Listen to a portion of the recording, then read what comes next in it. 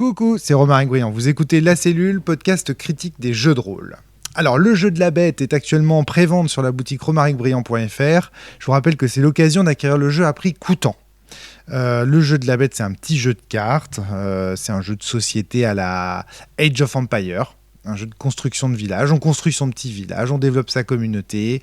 Les cartes, ce sont des lieux ou des objets qu'on a dans la main et puis on place dessus en fait des petits D6 qui vont représenter des villageois ou des villageoises. On va les déplacer à droite à gauche, ils vont faire des actions et le tout, c'est pour lutter contre une espèce de bête fantastique qui va attaquer en fait votre village toutes les nuits. Et cette bête, en fait, elle va être représentée par des cartes qui forment un espèce de tas qu'on appelle le jeu de la bête. Ce sont des cartes ennemies qui sont rassemblées dans une espèce de paquet. On va tirer une carte toutes les nuits et elle va faire du mal à notre communauté. Voilà, le jeu se joue en solo ou en duel. Si vous voulez en savoir plus, j'ai fait un bel article sur Patreon pour expliquer ma démarche éditoriale et puis une petite vidéo aussi pour expliquer le jeu et vous montrer une partie d'une partie en fait, parce que j'ai évidemment pas, je voulais que la vidéo soit courte donc j'ai pas fait toute la partie, mais voilà, j'ai fait une partie d'une partie. Je vous rappelle au passage que Patreon, c'est une plateforme de financement participatif sur laquelle chacune d'entre vous peut se délester de quelques euros par mois pour me soutenir et soutenir la cellule. Si vous aimez la cellule et même mon travail, si vous aimez votre rendez-vous quasi mensuel avec la cellule, les podcasts, tout ça, Patreon, c'est une façon très simple, très efficace et sans engagement. Vous pouvez quitter le Patreon à tout moment. C'est une façon très simple et efficace de me soutenir, de soutenir ce podcast. Et vous êtes d'ailleurs de plus en plus nombreux et nombreuses à nous écouter, à nous soutenir et ça nous fait super plaisir.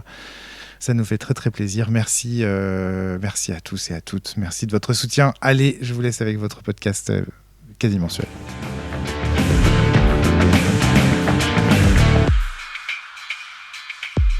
Bonjour à tous et à toutes et bienvenue sur le podcast. J'ai plus de voix sur le podcast hebdomadaire de la cellule aujourd'hui avec Alex de la Citadelle. Salut, comment ça va? C'est mardi. La banane. Tu es venu avec Julia. Julia, bonjour. Et bonjour. Tu es avec Caro. Bonsoir. Avec Flavie. Bonsoir. Avec François. Salut. Avec Géraldine.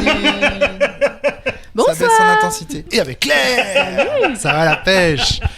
Et aujourd'hui, Alexandre, c'est toi qui nous ramène ce jeu incroyable. Oui, Seigneur des Ténèbres. C'est ça, également appelé Rigor Mortis. Je ne sais pas pourquoi. Alors, mais ça date de quand, ça? Pourquoi la boîte, elle est passée par le soleil? Pourquoi la date? Alors, ça, c'est une très bonne question. Je pense que c'est le premier ou l'un des premiers jeux un peu différents des Uno, etc., que j'ai dû acheter quand j'étais ado, avec à l'époque Munchkin et des trucs comme ça. Donc, je l'ai usé. Ah ouais. Donc, ça fait un petit coup de cœur quand même d'en parler dans la cellule, parce que c'est un jeu que j'aime beaucoup. Et voilà. Et qui colle complètement à la ligne éditoriale qu'avait fixée Flavie cette année, de tester des jeux de société qui sont à la fois entre le jeu de société et le jeu de rôle et qui mettent justement une dimension narrative dans les jeux de société. C'est surtout d'essayer de trouver en fait dans le commerce des jeux qui sont un peu middle et qui questionnent en fait toutes ces limites, parce que moi je pense que plus ça va, moins il y en a des limites. Alors vous avez vu un peu ce moment de podcast incroyable, c'est-à-dire qu'elle n'avait pas fini son bonbon, j'ai meublé le temps qu'elle... voilà. Et ça, oui, parce qu'il y a des gens qui n'aiment pas quand on mange dans les micros, je les comprends. En tant qu'animateur, ça m'est reproché. Les gens disent, mais il monopolise la parole, Non, alors que pas du tout. On sent l'expérience qu'on est autour de la table. Tu vois, je permets aux gens de manger leur Mawam. Voilà, je tenais à le dire. Oui, voilà. C'est vrai, parce que des gens à l'époque où tu le faisais pas nous ont reproché de manger dans les micros et d'entendre des bruits. Voilà. Et j'ai même vu des podcasteurs finir la soirée en prenant leur bière à la place du micro. Maxime, si tu nous écoutes. Bon, voilà, donc tout ça pour dire que, Alex, merci de nous amener ce jeu. J'ai l'impression qu'il date un petit peu de l'époque Elixir, tout ça, non? Oui, c'est un peu ça, oui, exactement, un peu... c'est ça, il n'y a pas de date sur la boîte. J'ai bien regardé, mais j'ai pas trouvé de date. T'as pas trouvé de date, okay. Moi, je dirais que, de mes souvenirs, ça doit être du 2005, quelque chose comme ça. Même un peu avant. Donc Même avant. on est autour justement des années des années chevaliers de la, enfin un peu avant les années chevaliers de la table ronde, dans cette période où le jeu de société est encore, ce type de jeu de plateau est encore un peu niche en fait. C'est pas encore le jeu de société, le jeu de plateau qu'on connaît aujourd'hui avec un énorme marché où il y en a partout, voilà, et beaucoup de jeux spécialisés et tout ça. Ouais. Mais c'est un jeu qui a quand même eu qui a été assez connu parce qu'il y a, je suis quasiment certain qu'il y a au moins une extension. Avec des cartes en plus, parce que bon, à force de jouer les 80 cartes, on les connaît un peu. Donc il y a une petite, ça a bien marché quoi. Et tu vois, ça me fait penser aussi à Munchkin. Qui c'est qui disait en préparation du podcast? C'est toi, Caro? Oui, c'est le premier truc que je t'ai dit quand tu m'as montré la boîte. C'est on dirait le Munchkin. Oui, ou les colocataires, ça tout ça. Ouais. Et ça doit être à peu près en fait la même année. Tandis que Géraldine sort les berlingots. ASMR, salut. François, t'as trouvé la date? Alors pas encore, parce qu'en fait je regardais aussi, parce qu'il y a j'ai l'impression qu'il y a plusieurs versions, et je suis presque sûr d'avoir joué il y a 15 ans maintenant à une version un peu... Je sais plus si c'était celle-là ou une autre, donc ça me revient en cours de route, mais je continue de chercher. C'est un jeu... Et il existe encore, hein. Il existe encore avec des illustrations, on va dire, réactualisées, moins belles du coup. D'accord. Regarde, le puriste. Bah oui. Bah oui. Alors qu'est-ce que c'est, Rigor Mortis? Qu'est-ce que c'est?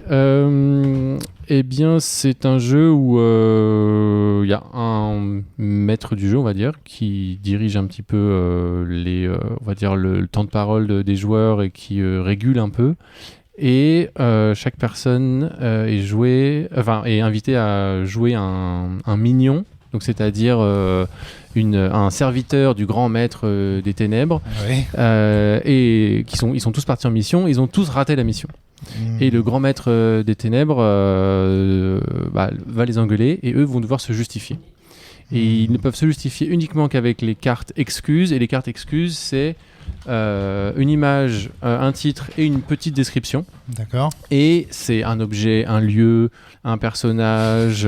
Et ils ne peuvent se justifier uniquement avec ça. Donc si je tire la carte le serviteur suppurant, je ne peux uniquement parler du serviteur suppurant. Je ne peux pas dire on était sur un pont si j'ai pas la carte pont.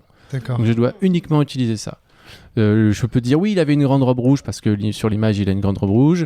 Je peux dire que c'était un apostat de la secte du dragon occulte parce qu'il y a marqué. Ça je peux le dire, mais je peux rien dire d'autre. Donc, on n'a pas le droit de faire des propositions avec les... Enfin, alors là, je vois pas tellement ce que tu as le droit de faire et ce que tu n'as pas le droit de faire à ce stade. Tu vois ce que je veux dire ? Tu peux dire... plusieurs cartes, on a plusieurs oui, cartes. bien sûr. On a toujours 3 cartes en main et tu peux les jouer. Tu peux en jouer 1, 2 ou 3 d'un coup. Et tu peux surtout rebondir sur les histoires des autres. Et comme c'est un jeu qui se joue de 4 à 16, finalement, plus on est, plus il y a une histoire et plus on va rajouter une petite miette, on va rajouter ça. Ah, mais t'as laissé tomber l'épée parce que t'as la carte épée. Ah, mais on devait payer un ticket pour aller dans la montgolfière parce que t'as la carte montgolfière. Donc t'as la carte épée, donc t'as le droit de dire t'as laissé tomber l'épée quand même. Oui. C'est pas uniquement l'épée. Oui, tu peux en faire ce que tu veux. Okay, tu peux en faire ce que tu veux. C'est un objet. Après, tu peux dire, t'as tué quelqu'un avec l'épée, t'as laissé tomber l'épée, t'as acheté une épée, ça marche. Et ces cartes excuses, donc ces cartes histoire, on les appelait comme ça, sont accompagnées de cartes action, qui sont des cartes où on voit donc un doigt qui pointe vers quelqu'un ou une main, qui vont permettre soit d'interrompre un joueur pour, en gros, l'embêter. Si on montre la main avec la carte. C'est ça. Donc par exemple, Romaric, tu me dis oui, j'avais acheté une épée, etc. Et moi je dis ah stop, je t'interromps. Et je dis oui, mais t'avais acheté une épée uniquement pour te faire bien voir avec ta grande robe du minuscule rouge. Gardien. Tu vois. Et là j'interromps et je te mets un petit truc dans les. C'est toujours ton tour de parole, mais maintenant tu dois. Ce que je dis est acté. Ouais. Donc tu dois prendre ça en compte avec ça. Ouais. Et l'autre action, c'est donc le doigt qui pointe. Et le doigt qui pointe, c'est pour rejeter la faute. Donc, à la fin de mon histoire, je dis oui, on est tombé du pont, etc. etc. Mais c'était à cause de Julia. Et je joue la carte, qui pointe, voilà. Ouais. Parce que on est tombé du pont, parce qu'elle était trop lourde, parce qu'elle avait emmené trop de bière des nains. Okay, voilà. Et dans ce cas-là, c'est le tour de parole de Julia.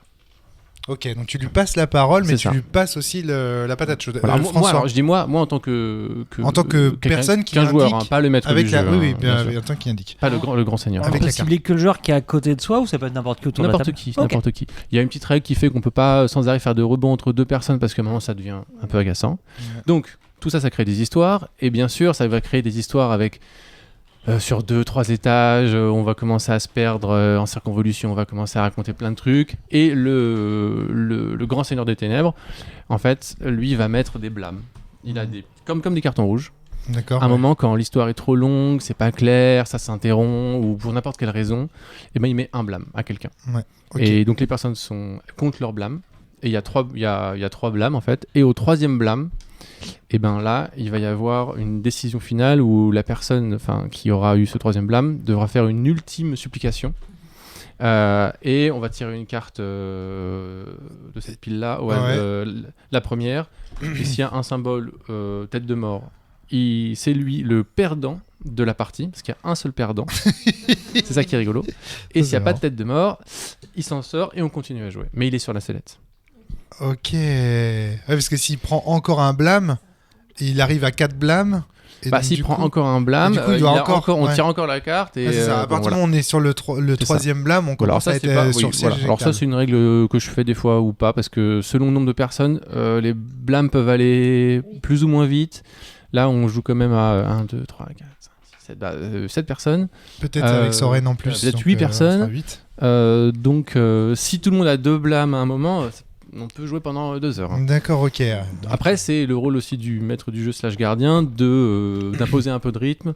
Et quand quelqu'un commence à bégayer, hop, bim, tu mets un blâme, comme ça met un petit coup de pression. Ok. Et ça relance un peu la partie. Tu seras notre maître des ténèbres ce soir, Alexandre.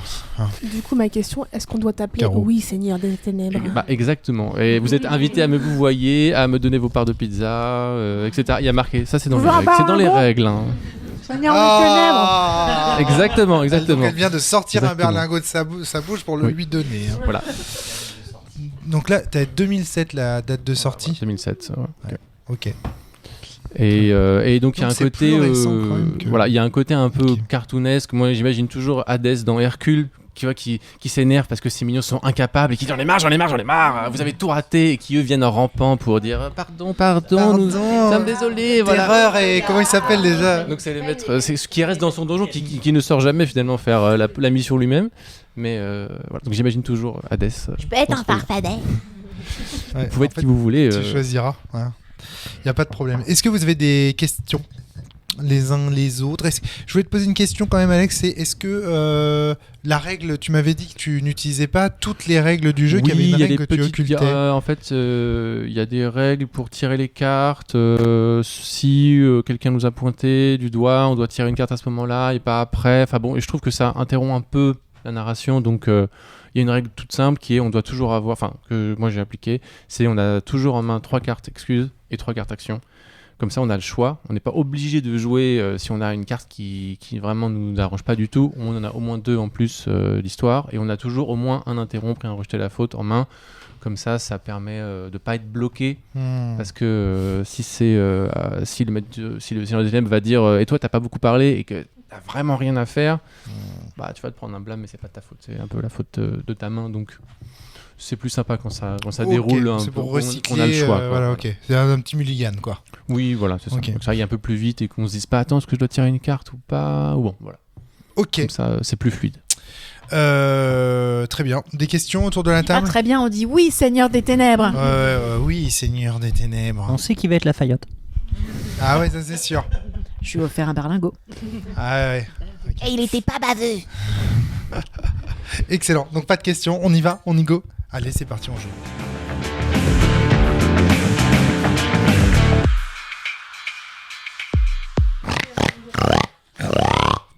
Ah ouais, tu fais vachement bien le cochon. Pas trop mal le cheval. Ah, vas-y. Mais c'est un don. Hein. Pierre, faut le voir, il se donne. Mais alors. Ah là là, t'es beau quand tu fais le cochon. Est-ce que tout le monde est là? Oui. Ah, on change de Seigneur des Ténèbres là. C'est plus la même chose. C'est moi le Seigneur des Ténèbres. Ah, vous êtes mes mignons. Ah, mes mignonnes. On aime tellement ça. François, Et c'est vrai que tu fais peur. dis-moi, pourquoi Moi. ce jeu de rôle a foiré lamentablement? C'est Ou au contraire, c'est à cause de c'était un Lacoste succès. TN, hein, tout a merdé, tout est parti de là. Alex, est-ce que c'était prototypique de Seigneur des Ténèbres? Enfin, comment c'est déjà Rigor oui, mortis, oui, Seigneur des Ténèbres. Complètement. Prototypique. Complètement prototypique. Ça ressemblait aux parties J'avais que jamais tu joué fais avec d'habitude. autant de joueurs. Finalement, il y avait 8 joueurs plus le maître Saurais. du jeu. Ouais. Donc, quand même, on a épuisé le paquet de 80 cartes. Ouais. Ce qui est ce que j'avais jamais vu. fait, Ouais. non. Ok. Donc, Est-ce non, que, est-ce que très ça a donné prototypique. lieu à une dynamique particulière que tu as pu observer là ou... Ce qui se passe, c'est que après, il y a toujours un petit peu la même chose qui se passe, c'est qu'on arrive souvent où tout le monde a quasiment 2 blâmes. Et on fait un rapide tour de table pour calculer un peu le temps qui reste à jouer pour essayer de finir, quoi. Ok. Alors, au niveau du dispositif, je pense qu'on a tout dit dans la présentation. J'ai pas vu quelque chose de spécial en termes de règles qu'on aurait omises au début de l'émission. C'est vraiment ça. On a des cartes dans les mains. On les joue. Il y a ces 2 cartes, la carte main dressée et les cartes indiquées qui donnent en fait l'autorisation donc d'interrompre quand c'est la main levée, d'interrompre quelqu'un qui est en train de faire une narration Et de rajouter un élément, du coup. et de rajouter un élément de sa main. Et la carte doit montrer qui permet de montrer quelqu'un et de lui donner la parole en fait. Ça, de le forcer à Indépendamment à jouer. du Seigneur des Ténèbres. Parce que c'est Oui. toujours le Seigneur des Ténèbres, donc le maître de jeu, qui distribue la parole dans ce jeu. Normalement, il peut aussi regarder les joueurs qui vont s'auto-accuser et se passer la parole. D'accord. Mais à un moment, comme tu l'as vu aussi, tu regardes un peu qui n'a pas trop joué de cartes. Et de toute façon, le maître du jeu / Seigneur des Ténèbres, à un moment, on peut dire, même si quelqu'un joue, interrompt ou accuse, il dit non, je veux pas savoir, je veux l'entendre lui. Pour vraiment faire parler la personne qui n'a pas encore assez parlé, Donc, on va dire. À savoir qu'on a fait 2 Ouais. parties de Seigneur des Ténèbres. La première, t'étais maître de jeu. La deuxième, c'était Flavie qui était maîtresse du jeu. Donc, Ouais. Flavie. En fait, en tant que maîtresse du jeu, moi, ce que j'ai bien aimé, c'est qu'en fait, là, le maître du jeu, il essaye vraiment de repérer qui a parlé, qui a parlé. Et vraiment, quand on voit que ça fait quelque temps qu'il y a quelqu'un qui n'a pas parlé, en fait, on essaye de redonner la parole. Donc déjà, c'est un truc que j'ai trouvé intéressant en tant que maître du jeu. Et en fait, on n'a pas du tout la même posture quand on est maître du jeu, quand on est mignon.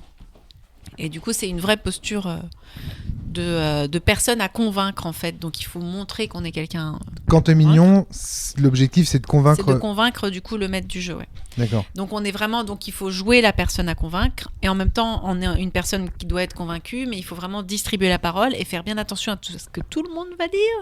Et essayer de tout retenir, sachant qu'il y a beaucoup d'informations très, très vite et beaucoup de trucs contradictoires. Et donc là, ce qui est intéressant, c'est de pointer les trucs contradictoires pour aider aussi les autres à relancer. En fait, le maître du jeu, il a vraiment une posture de relance de la Oui. narration, en fait. Et de relance, en fait, c'est lui, de rapportage. C'est-à-dire qu'on est là aussi pour vous forcer à rapporter et agiter comme une sorte d'étendard le jeton qu'on va vous mettre devant pour vous faire peur et vous faire que ce soit vous qui perdiez. Et en fait, cet étendard-là, il vous pousse à vous accuser les uns les autres. Et du coup, c'est un peu intéressant d'avoir l'air des fois un peu effrayant en montrant en fait le jeton pour que vous puissiez faire « Non, c'est lui !» Parce que sinon, en fait, vous êtes vachement gentils les uns avec les autres et vous n'êtes pas forcément en train de vous accuser. C'est vrai que sur d'autres parties où j'ai vécu ça, très rapidement, il y en a un qui fait une bêtise et toute la table se met un peu contre lui pour essayer de s'en sortir. Et pour essayer de l'accuser lui, et ce sera le perdant de fin de partie. Mais bon, le maître du jeu peut réguler ça. Et il distribue la parole aussi pour ça. Alors que là, je trouvais que c'était un peu François. l'inverse. Au contraire, quand on avait des cartes pour intervenir pendant le discours de jeu, c'était souvent pour lui tendre une perche, Ouais. le frapper dessus avec un bâton. C'est arrivé plusieurs fois autour de la table où...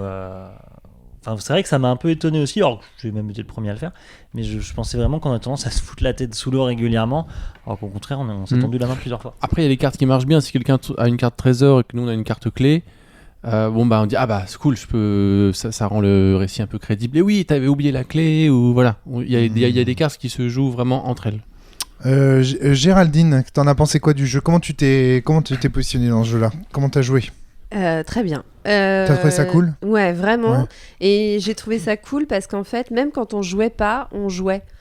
Même quand c'était pas notre tour de parole, on appréciait en fait écouter les autres, ce qu'ils allaient dire. Et c'était important parce que justement, comme on savait qu'à un moment ça allait nous revenir dessus, et ben en fait c'était aussi important d'écouter les autres. Et j'ai trouvé que du coup il y avait pas de moment où on s'embêtait parce que c'était pas à nous de jouer, ou alors des moments où on regardait nos cartes en disant comment je vais les jouer et tout.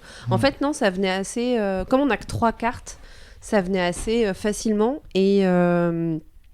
et c'était intéressant justement d'écouter en se disant on sait que nos 3 cartes comment on va pouvoir les jouer ou pas. Et on a une écoute très active. Et très active, et du coup c'est contrairement à d'autres jeux de cette nature-là. C'est ça, exactement. Où du coup on peut s'ennuyer assez vite parce que soit on a nos cartes, on sait pas comment les jouer, alors on réfléchit comment les jouer, on attend notre tour impatiemment et tout, alors que là pas du tout. Dans Il était une fois par exemple, pour aller dans ton sens, Géraldine, tu as ce dispositif donc tu racontes une histoire, tant que tu as des cartes à poser en lien avec cette histoire, tu les poses, et en fait à tout moment un joueur ou une joueuse peut interrompre s'il a une carte que tu mobilises dans la fiction. Par exemple, Alex a la carte échelle.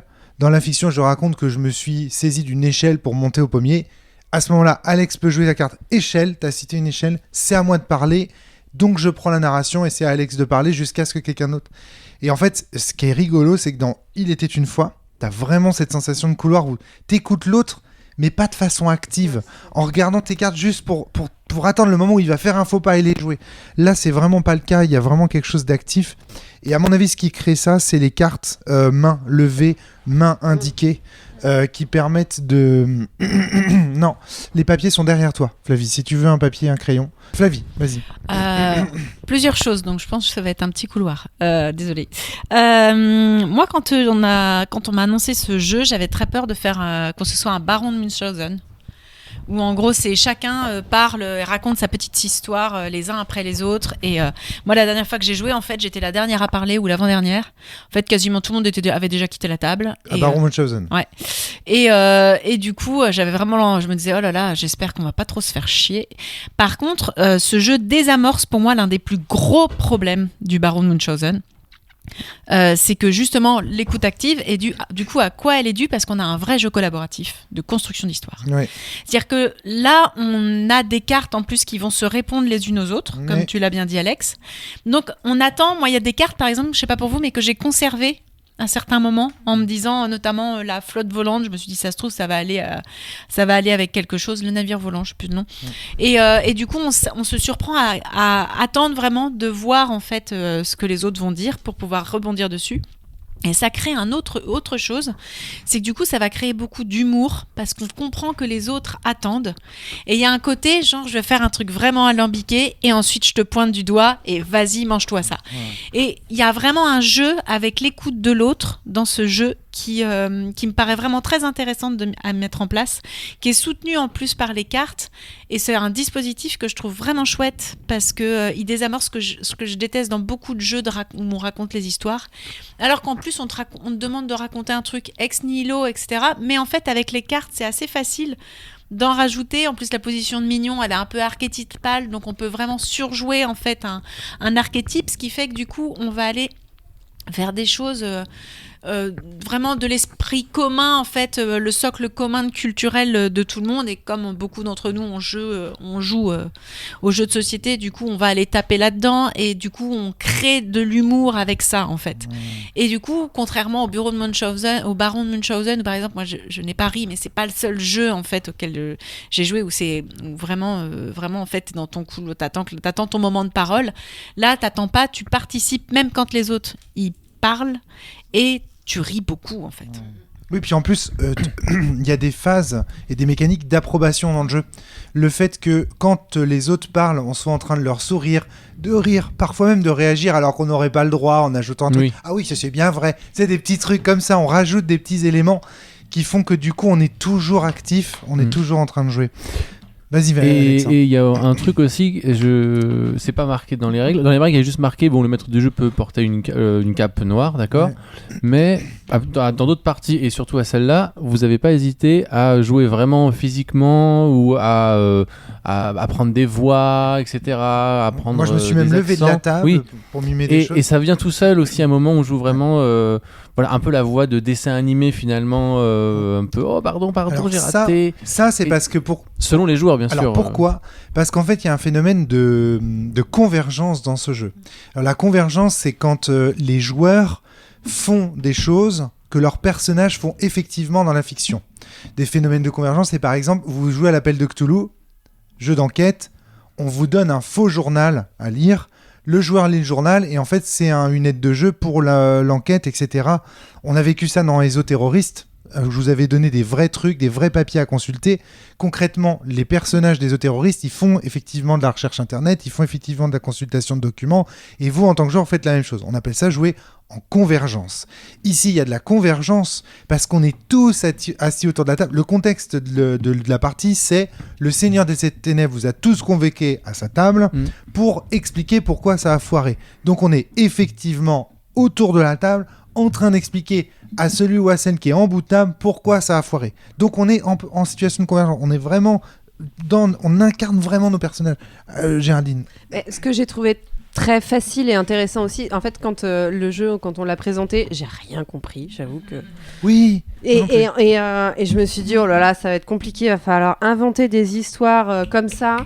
Je me suis dit, est-ce que ça va venir est-ce que voilà. Donc ça me faisait très peur. Et en fait, non, c'est hyper facile. On sent que c'est très accessible. Ouais. Et ça vient tout seul. Et justement, on écoute, comme il y a cette écoute active, etc. Ouais. Ça, on arrive à avoir des choses qui viennent assez facilement. Et si ça part trop en cacahuète, le Seigneur des Ténèbres est là pour nous blâmer et pour nous remettre un peu sur le droit chemin en disant non, mais là, c'est n'importe quoi. Ouais. On vous remet un peu... Alors, je me permets de donner la parole à Julia, parce que Julia, qui est autour de cette table, c'est la fameuse Julia dont on parle systématiquement quand on évoque le problème de Julia. Et là, ici, ce que tu es en train de dire, Géraldine, c'est que tu craignais d'avoir le problème de Julia et tu ne l'as pas eu, en fait. Et donc, moi, ce que je voudrais savoir, c'est pourquoi ce jeu, il ne provoque pas... Alors que pourtant, il y a vraiment des gens qui nous pointent du doigt, on est attendu sur une histoire, on a le Seigneur des Ténèbres autour de la table qui nous a... Pourquoi est-ce que là, on n'a pas le problème de Julia ? Eh ben... Julia. Parce que déjà, toutes les Julia n'ont pas forcément des problèmes. Non, je pense que... Enfin, moi, il y a un truc qui me parle vraiment, qui fait lien, je trouve, avec ce jeu. C'est sur...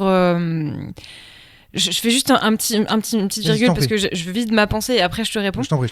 Ça me fait penser à de l'improvisation au théâtre. Vraiment, il y a un truc de on se renvoie la balle et en fait plus on en fait, plus on en joue, plus ça amuse les autres et il y a en fait, à part l'objectif d'avoir du fun et de faire rire les copains, il n'y a pas d'objectif.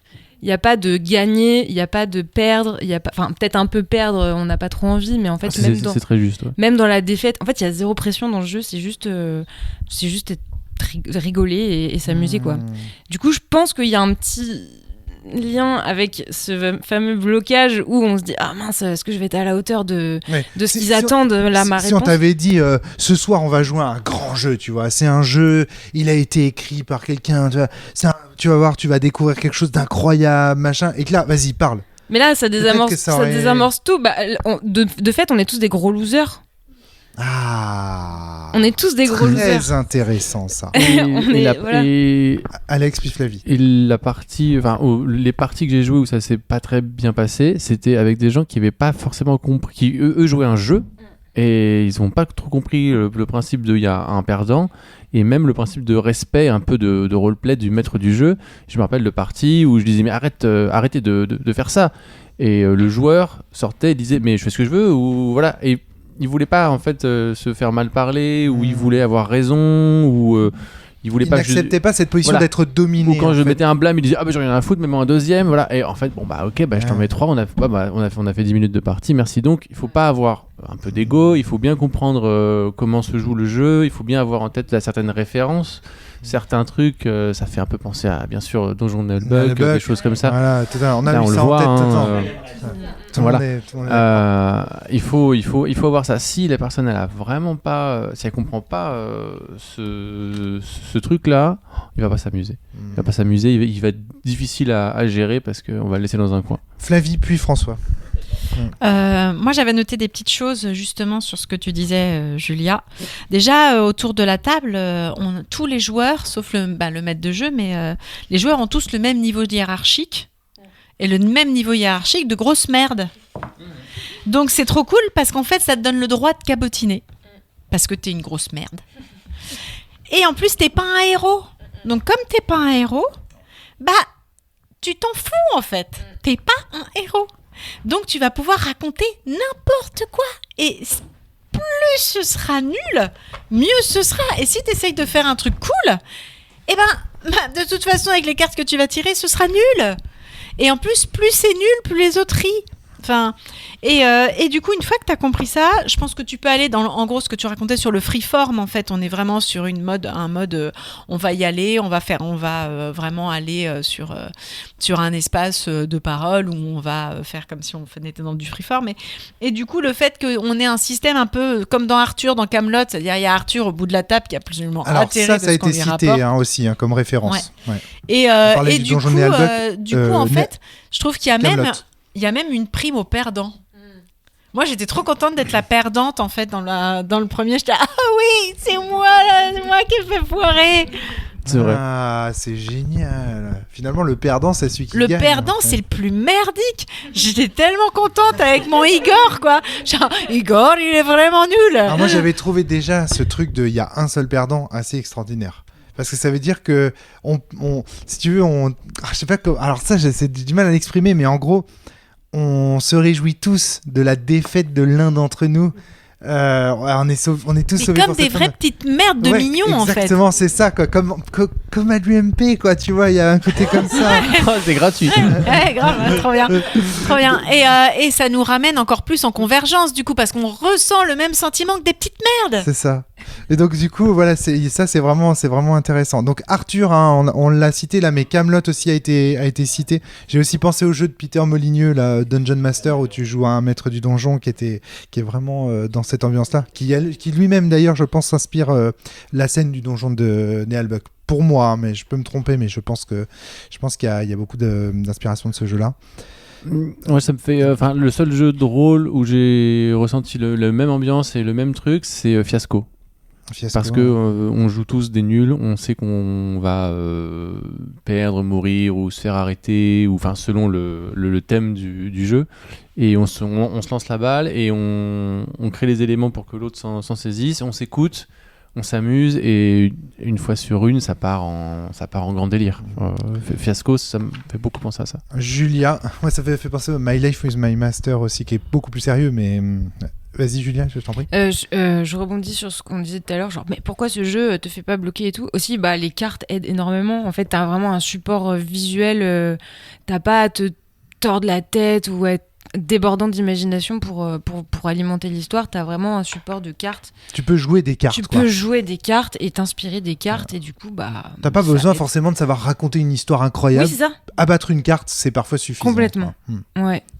François, les cartes sont très simples, donc elles parlent à tout le monde. Tu vois, je prends la carte de la carte. Globalement, il y a une carte dessus. Et je pense que peu importe l'univers d'où tu viens, c'était plus heroic fantasy, science-fiction, ou juste si t'es routier, tu peux déblayer sur ça, en fait, simplement. Et je trouve que pour ça, le jeu est très très bien. Sur le fait aussi où on n'a pas peur de raconter des bêtises, c'est qu'on est dans une impro totale, comme disait Julia, et du coup, on ne se dit jamais non. On va jamais refuser ce que l'autre va nous dire, on va partir dessus, on embraye, et au pire on se met les pieds dans le tapis et on prend un blâme par le patron et on rigole un bon coup. On va jamais se dire non. Mais je trouve qu'effectivement, en fait, j'ai pas fait gaffe. Je crois pas qu'on se soit dit non une seule fois sur les deux parties, et je trouve que c'est vraiment important et ça permet à la narration de partir. Et comme il n'y a pas de pression sur le fait de gagner ou de perdre, on va privilégier la narration au fait de gagner ou de sortir la bonne carte au bon moment. Et moi, juste quelque chose qui m'a quand même beaucoup fait marrer sur la deuxième partie, parce que j'ai perdu le fil au bout de 5 minutes tellement c'est parti dans tous les sens. Et en fait, ça m'a juste rappelé, moi, les souvenirs où t'es un mauvais élève au collège et tu comprends rien à ce qui se passe en cours, tu te marres avec ton pote, et là, il y a le maître du jeu, aka le prof de maths, qui fait « Bon, François, on parlait de quoi ?» Et là, tu fais Les métaphores en maths, ouais, évidemment, monsieur Berthier. Et ça, sur cette partie-là, ça m'y a fait affreusement penser. Et je trouve que le souvenir régressif est vraiment super cool. T'as vraiment eu un prof de maths qui s'appelait monsieur Berthier? Non. Je citerai pas leur nom. Certains étaient cool. Mais c'est vrai que cette sensation d'être pris en défense, je t'écoutais. Oui, bien sûr, je t'écoutais absolument. C'est vrai qu'il y a une sensation. Il y a vraiment une sensation maître d'école et enfant chahuteur. Je suis d'accord avec toi. C'est vrai qu'il n'y a jamais de nom. Et dans le jeu, de toute façon, il y a deux règles qui sont là-dessus. C'est qu'une carte posée avec un élément dit est vrai, déjà. Oui. C'est arrivé. C'est un point dur. Ça se passe. Tout de suite, c'est réel. La personne. Alors, si je dis t'as fait tomber la clé, l'autre peut dire non, j'ai pas fait tomber la clé, mais c'est juste son personnage qui veut pas dire qu'il a fait tomber la clé. Mais la clé est tombée. La clé est tombée. Et la deuxième chose, dans les règles, c'est assez bien fait aussi pour éviter des fois des petits problèmes d'ego ou de joueurs qui ne jouent que à deux. C'est on peut pas se renvoyer la balle plus de 2 fois. Donc si moi je te dis Rome, c'est ta faute avec tel élément, et toi tu dis non c'est la tienne avec tel élément, moi je peux pas dire non et ça, parce que ça fait chier tout le monde et etc. Et ça c'est une deuxième règle qui est assez bien, qu'on n'a pas joué parce que nous on sait se répartir le temps de parole automatiquement. Mais la distribution de la parole est assez magique dans ce jeu pour tout un tas de raisons que Flavie a déjà commencé à signaler. Mais je te voyais réagir Claire sur le maître d'école. Qu'est-ce que tu as pensé de ce jeu toi? Parce que du coup tu n'as pas accès au micro. Je suis désolé, je passe un peu de la parole de but en blanc, mais comme tu es un peu loin des micros. Eh ben, plusieurs choses. Mais oui, alors ça m'a terriblement rappelé le travail, c'est terrible. Ouais. Ah, c'est intéressant. Non, c'est bien parce que pour une fois, j'étais du côté du chahuteur. Des mauvais élèves. C'est ça, des mauvais élèves, et pas de celui qui reprend. Mais il y a plusieurs choses que j'ai appréciées, et notamment ce contrat de lecture qui est donné même avant d'ouvrir la boîte, c'est-à-dire on fonctionne sur de la parodie. Donc l'esthétique qui est donnée, les informations transmises, on te dit déjà ne prends pas ce jeu au sérieux. Et effectivement, le seul canevas, c'est le théâtre d'improvisation, et je pense que ça, c'est vraiment le socle du jeu, où justement, on te donne quelques impératifs, et c'est à toi de broder autour, et de broder ici en solidarité. Et c'est ça que j'ai trouvé amusant, c'est-à-dire que le fait qu'on ait tellement apprécié la narration a donné cette solidarité entre nous, parce que quelque part, on ne voulait pas que le récit s'arrête. Et donc finalement ce sont tous les mignons qui se soutiennent, parce qu'on se dit non, si le maître du jeu il met le 3e blâme, l'histoire elle s'arrête quoi. Oui, ça c'est vraiment la première partie, j'avais vraiment envie de voir où ça allait, et c'est pour ça qu'on a appuyé toutes les cartes, et j'aurais pu être plus de blâme ou être un peu plus cassant, mais j'avais vraiment envie de voir où vous alliez aller. Excellent ça. Flavie, tu as pris plein de notes. C'est moi, désolée. Moi aussi. Moi, j'aimerais parler de la posture de maître de jeu, qui sur le papier, en fait, est très descendante. C'est une posture vraiment, comme vous disiez, de maître d'école qui va distribuer les bons points face aux élèves turbulents, qui est là pour les calmer, qui est là pour réclamer la suite de l'histoire. On a vraiment l'impression d'être chez le Dirlo, quoi. Ouais. Et moi, j'avais très peur quand j'ai vu que j'allais le jouer. Et en fait... c'est le même système que pour les mignons, où vous allez jouer des merdes et donc tout va bien. Là, en fait, c'est pas un méchant classe. C'est un méchant archétypal qui a engagé que des merdes. En fait, c'est un méchant qui comprend rien quand on lui parle. Oui, c'est un méchant qui est pas méchant. En fait, c'est un méchant. C'est-à-dire que si vous voulez, en vrai, le vrai méchant, en fait, vous m'avez pas ramené l'épée Excalibur, je vous tue tous et je renvoie à une autre équipe. Là, en fait, c'est un faux méchant. Il dit bon alors, pourquoi vous avez raté mon épée? Et puis, en fait, quand il y en a un qui va être perdant, il fait bon je te mets dans le donjon. Super. Enfin. Je veux dire, c'est pas un vrai méchant, en fait. Et donc, du coup, c'est vraiment un méchant archétypal. Et du coup, comme il est archétypal, il va aussi amener pas mal de cabotinage. Et du coup, en fait, là où tu te dis flûte, ça va être compliqué, les autres, ils vont pas aimer quand je vais leur couper la parole ou les engueuler en mode tiens, prends ton jeton, franchement, ça va pas du tout. Et en fait, quand tu te donnes le jeton, tout le monde est mort de rire à la table, en fait. Oui. Il y a juste, à un moment, on a joué avec quelqu'un de beaucoup plus jeune, en fait, et qui avait du mal avec cette posture-là. Parce que lui, en fait, il était plus jeune, et je lui ai expliqué pendant le jeu, en fait. En disant, mais non, mais en fait, c'est pour rire. En fait, je suis un méchant nul. Tout va bien. Enfin, et après, ça allait beaucoup mieux. Mais du coup, en fait, le moment où, du coup, parce que lui, il avait déjà pas mal parlé, j'avais repéré qu'il y avait d'autres personnes qui n'avaient pas du tout parlé. Donc... Et à ce moment-là, il dit, oui, c'est à cause de lui. Je dis, bon, je me tourne vers la personne qui pointe. Bon, alors ça suffit, qu'est-ce qui s'est passé? Et du coup, il m'a dit, oui, mais j'avais pas fini. Je fais, bah oui, mais t'as pointé, je suis le maître de jeu, j'ai le droit de me tourner vers l'autre.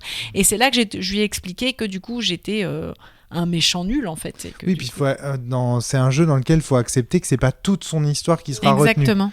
On va et la lui, partager, il était en fait. hyper content parce qu'il avait 3 cartes qui allaient bien ensemble Ouais. et qui expliquaient pourquoi on n'avait pas Excalibur. Et je lui ai dit, mais tu sais, même si tu avais tes 3 cartes, les autres, ils en avaient encore plein.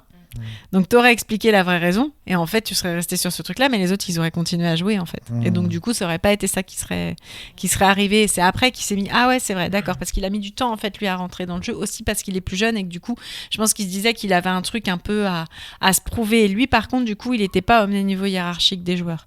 Donc je pense qu'une prochaine fois, si je dois faire ce jeu avec des gens plus jeunes, en fait c'est à bien préciser qu'on est sur le même niveau de si on daube, mélange en fait. adulte-enfant, Ouais. il faut être prudent. Ouais, parce que du coup, lui, on a fait un podcast sur jouer avec des enfants, et lui, il était vraiment dans la création de l'histoire, et lui, l'histoire, il l'a prise très au sérieux.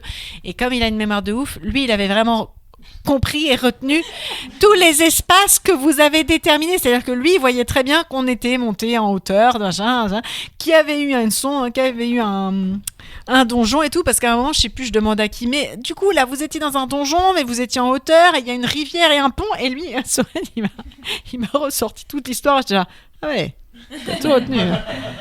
Moi, pas du tout.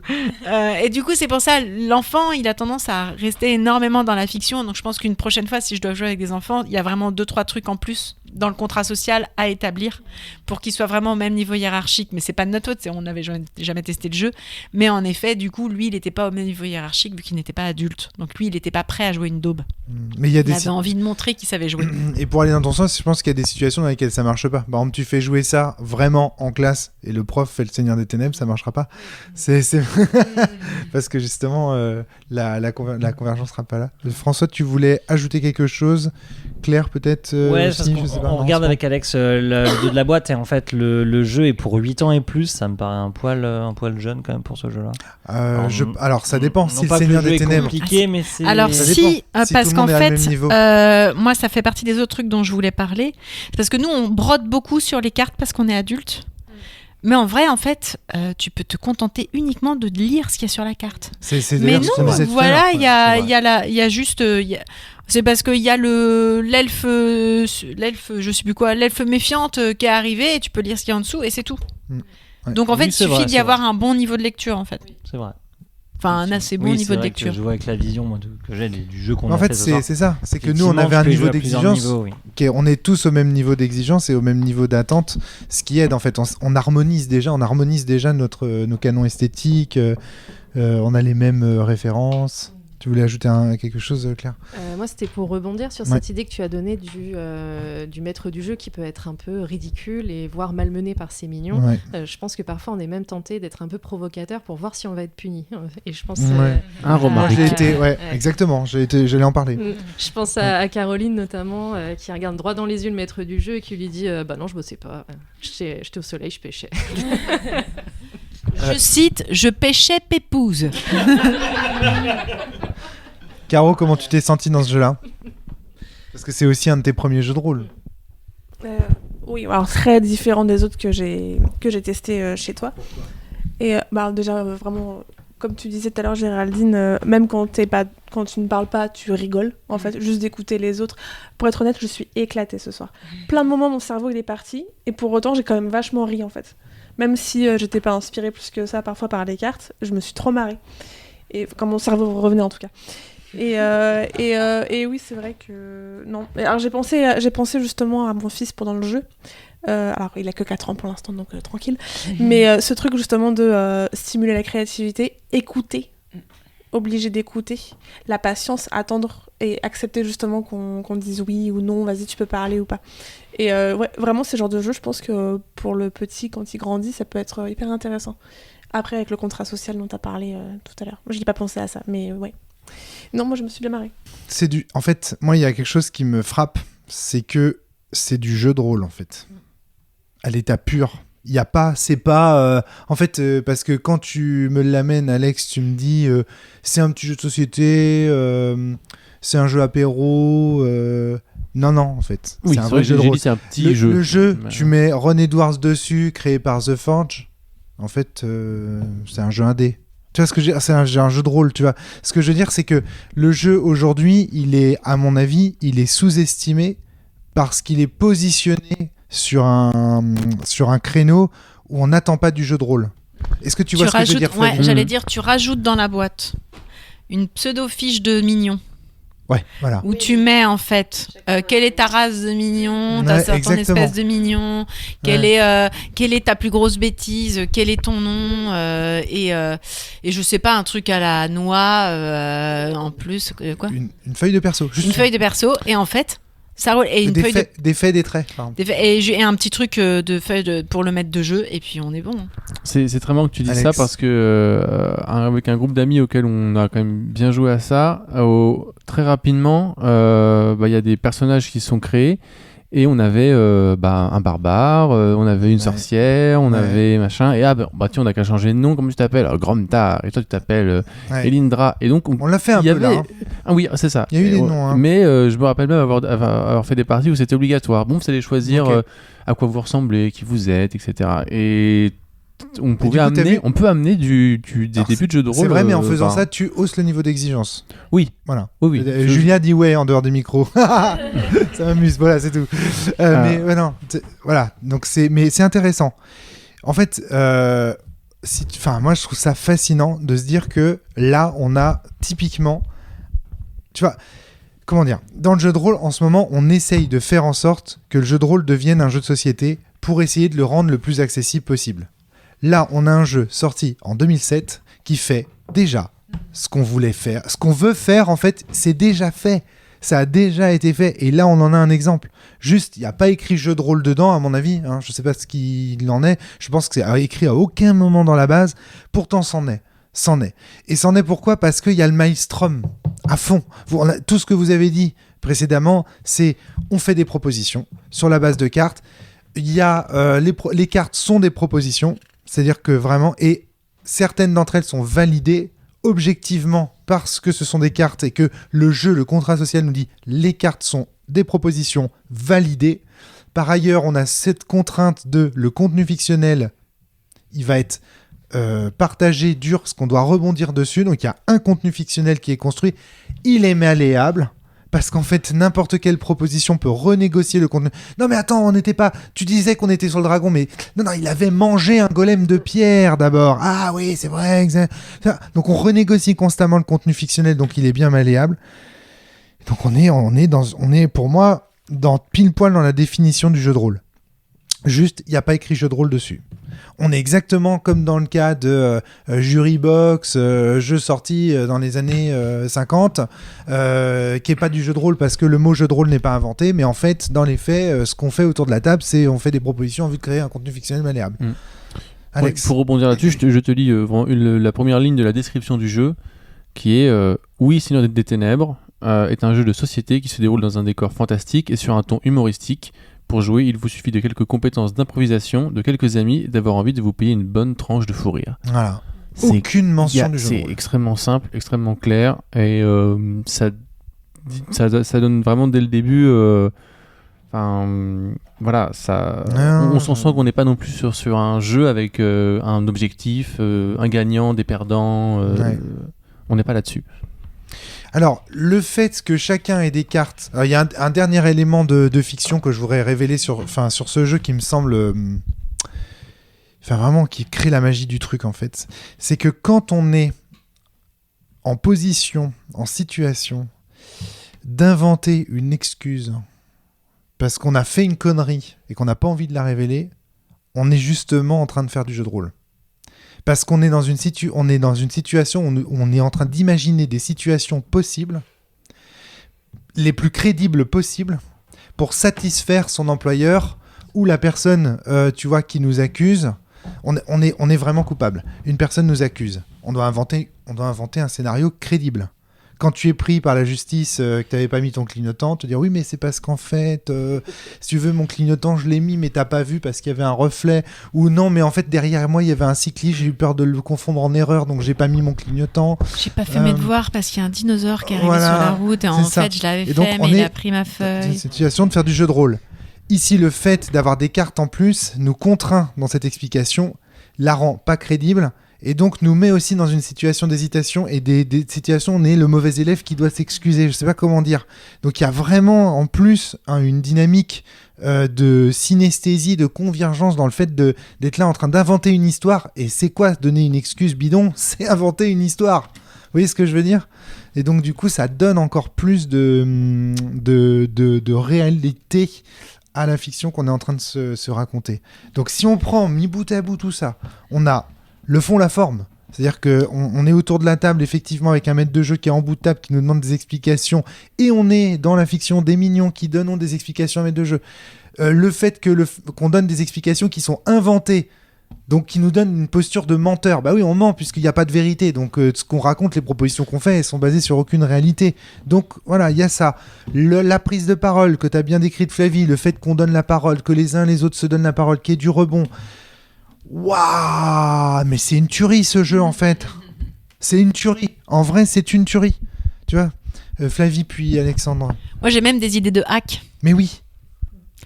Quand il y a des idées de hack, c'est qu'il y a une mécanique qui peut être adaptée, tu vois, comme quand j'avais joué à Pour l'Arène où j'avais des idées. Non mais Pour l'Arène c'est moins bien. Ouais, c'était ma prochaine étape. Pour l'Arène c'est moins bien, ça j'ai trouvé ça mieux et genre j'ai tu sais, un fan de littérature jeunesse, j'avais fait mes devoirs mais comme la suite de littérature de livres, mais c'est carrément adaptable comme ça. En plus faut contacter l'autrice, faites quelque chose quoi, faites un jeu pour les gosses. J'avais ton alliance, je devais venir te les apporter au mariage, mais enfin il y a plein d'idées possibles quoi. Oui, parce qu'en fait Pour l'Arène par exemple, tu vois, alors Pour l'Arène c'est l'exemple typique du jeu de ces dernières années dans lequel on a voulu importer le jeu de rôle dans le jeu apéro. Ouais, vraiment, et tu vois, ça fait quand je pensais, parce que moi je suis pas une grande fan de Pour l'Arène. Et en là, fait, on attend son tour aussi. Bah ouais, c'est à ça que je pensais. Tu vois, j'ai cité le Baron de Munchausen, il fait partie aussi des jeux pour lesquels moi j'attendais mon tour. Et une fois, on a joué à 14. Et bah, quand t'es dans les derniers à jouer, et bah t'attends longtemps. Alors attention, hein, une fois de plus, le propos de Pour l'Arène, ce n'est pas le même que Vigor Mortis. Voilà, le jeu Pour l'Arène permet sans doute de développer des histoires différentes. Je suis pas sûr. Oui, on n'est pas sur le même, on n'est pas sur le même attente. Ça développe pas le même type d'histoire. Il y a des histoires un peu tragiques. Donc on précise, hein, si l'objectif c'est de faire descendre le jeu de rôle dans le jeu apéro, ce jeu le fait mieux pour moi que Pour l'Arène. C'est ça que je veux dire. Il le fait mieux que... C'était quoi déjà le jeu apéro qu'on a testé? Ah, l'apérole. Il le fait vachement mieux qu'apérole quand même. On vous invite à écouter le podcast. Hein, si vous, voilà. Et alors là, apérole, c'est l'échec critique. Là tu cites... il faudrait presque inviter l'auteur d'apérole et qu'on se mette tous autour et qu'on lui demande... Et qu'on soit tous les seigneurs des ténèbres et qu'on fasse un petit interrogatoire. Ça serait marrant. C'est un hack super ça. J'avais prévu un jeu apéro, mais... Alex. Oui, je sais pas. Bon, on a bien encensé le jeu. Peut-être que vous avez aussi trouvé des défauts. Il y a quand même un petit défaut, c'est que 80 cartes, bon, c'est pas beaucoup. Là, on a fait deux parties d'affilée. Est-ce que vous avez envie d'en faire une troisième? Pas forcément. Ah oui, parce qu'on connaît déjà toutes les cartes. On connaît les cartes. Je trouve qu'il y a des cartes qui... il y a toujours des situations qui se remettent un petit peu en boucle, etc. Alors, est-ce que il faut acheter toutes les extensions pour avoir 1000 cartes et l'éditeur a bien fait son petit paquet. Je pense qu'il existe une extension, je suis quasiment sûr, mais on pourrait faire 50 extensions et on pourrait faire, pourquoi pas, du Mission des Ténèbres, mais alors, est-ce qu'on pourrait le faire dans l'espace, par exemple? Est-ce qu'on pourrait le faire années 30? Je trouve que le côté Heroic Fantasy dont Donjon Buck, on le saisit tout de suite. C'est un peu plus facile, c'est un peu plus cartoonesque, c'est un peu plus méchant de Disney. Oui, le Dark Vador ridicule. Non, ça ne peut coller que à de l'Heroic Fantasy. Mais le fait d'être un jeu qui ne peut se jouer qu'une fois, pour moi, c'est pas forcément un défaut. Il peut se rejouer, mais on y rejoue dans quelques mois, tu vois, avec d'autres personnes. On peut créer nos cartes. Tu peux dire aussi, tiens, je crée des cartes, je rajoute des choses dedans. Parce que pour moi, c'est la définition même d'une expérience, tu vois. C'est la différence entre le jeu, divertissement, l'expérience, le jeu en tant qu'expérience, tu vois, d'une dynamique sociale. Là, on a un jeu à expérience, en fait, tu vois. C'est pour ça que je le compare beaucoup au jeu indépendant de The Forge. Parce que je trouve qu'il a vraiment un petit côté forgien, en fait, ce jeu. Sans l'être, évidemment. Hein, mais donc, François, tu voulais ajouter quelque chose? Oui, après, c'est pas très précis dans ma tête, mais niveau rejouabilité, ça se joue plus d'une fois, hein, très clairement. Moi, tu me proposes d'y rejouer demain, sans problème.